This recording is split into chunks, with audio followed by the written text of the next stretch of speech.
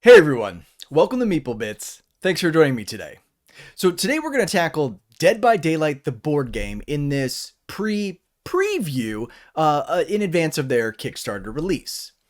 Dead by Daylight is a game that I both play and stream, so it was really interesting that they launched a board game, much like League of Legends did with Mechs vs. Minions. I think this one might work out well too. So Dead by Daylight the board game. A game for 3 to 5 players with a playtime of about 45 minutes, published by Level 99 Games. Level 99 Games also took the Shovel Knight series and Street Fighter and turned them into tabletop card battle style games. So you might be familiar with their works. There are going to be two versions of Dead by Daylight the board game. There's a base model and then a collector's edition. It's going to follow a similar asymmetric format similar to the video game, whereby one killer chases around 4 survivors. So with that, let's go ahead and dive into all the details of this one. So 2 to 4 players are going to play as survivors, 1 player as the killer. It's been announced that there are going to be 7 survivors from the video game included in the base version, and a total of 17 survivors in the collector's edition. There's not going to be a solo mode or a co-op mode, so you're not going to be able to play survivors versus, say, an AI killer, for example, or 1 killer versus AI survivors. How the game is played, or a little bit, I guess, the details. Each survivor has a unique ability, and you're going to have suggested loadouts on your player board. These are fully customizable like the game, using tokens for perks, which is in the advanced variant rule set. So, in the video game, a survivor gets to pick 4 perks as their loadout to sort of modify their playstyle a little bit. So it sounds like we're going to get a bit of that also in this one. Killers too get a unique ability, such as slowing down survivors' movements, throwing survivors around the board, that sort of thing. So it's been announced that there are going to be 6 killers in the base version, and all non-licensed killers up to the all-kill chapter in the collector's edition. So that's going to mean that you're not going to get Freddy, you're not going to get Myers, you're not going to get Ghostface, you're not going to get any licensed killers. But what you will get is roughly what looks to be 16 killers. Trapper, Hillbilly, Wraith, Nurse, Huntress, Hag, Dr. Clown, Legion, Spirit, Plague, Oni, Deathslinger, Blight, Twins, and the all-kill chapter, Trickster. In the base version, there's going to be 2 maps included, Macmillan Estates and Autohaven Records.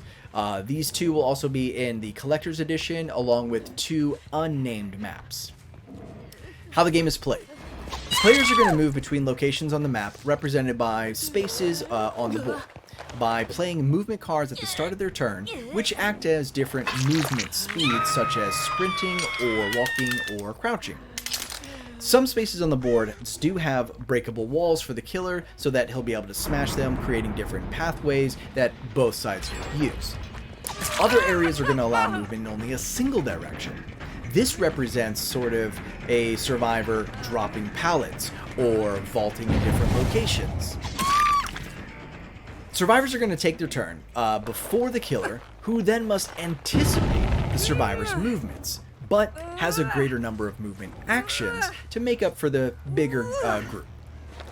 If they do not move on their turn, they cannot interact with objects. So that definitely differs from the game, where there is a stealthy element to the game where you might want to hang around in an area where a generator is if the killer hasn't found you. But in the board game, they wanted to try to keep everyone moving and on the run all the time. So each location on the board, so each location has what are known as props or prop tiles, and they get revealed as players enter that location. Props are going to include items, they're going to include things that help you hide, fend off the killers, like lockers or even other survival tools, maybe like toolboxes or medkits or the like. Props in the objective category help progress the survivors towards their victory condition, which is repairing generators, including the generators and the final exit door. The killer also reveals props on the tiles and has the ability to damage survivors and by kicking the gens or destroying different types of objects. Survivors must roll the dice to reset those generators, and on a failed roll of 1 out of a 6-sided die, it grants the killer blood points. So it's like missing a skill check on a generator, I guess. These blood points are used for the killer to perform more powerful actions and extra actions and more powerful abilities. 4 gens need to be restarted completely to allow the escape condition and win for the survivors. All survivors win or lose together. So this is different from the game in which some survivors may escape where others have died. In the board game, there is no permanent death. So again, all survivors are going to win or lose together. The killer must catch and sacrifice the survivors to achieve their victory. Interacting with a survivor on a space is going to wound them. So if you share a space with a survivor, they get a wound. That's like the first hit in the game. A second space where you've then occupied it with an injured survivor is going to then result in a capture, so downing and then picking up the survivor. And similar to in the game, killers then need to carry those survivors from where they downed them over to a hook, with each hook survivor granting a victory point at the end of the turn.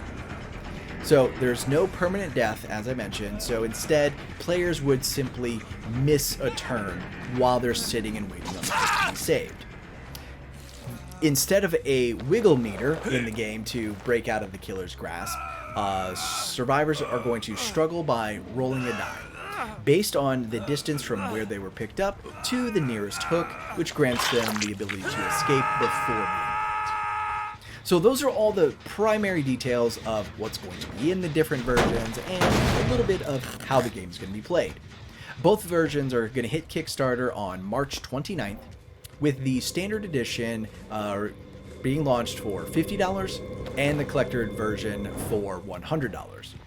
Both versions are going to include miniatures of the survivors and the killers, with the collector's edition adding additional miniatures for the generators and hooks.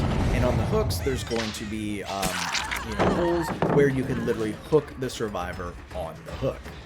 It's expected to finish its Kickstarter, be shipped, and released in October 2022, so this year.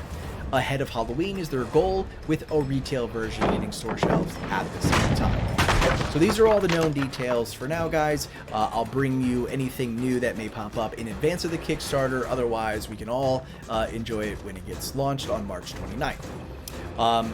Now, I guess a couple aside comments. I wonder how they're going to implement the pure toxicity of both survivors and killers from the game into the tabletop version. Is there going to be a way or a card to where survivors can teabag the killer? Or is there going to be a face camp action so that survivors couldn't be saved? I don't know. Listen, I'm only partially joking about that, but it does exist. And then the all-powerful, of course, dead hard card. I can only imagine it's going to be in there.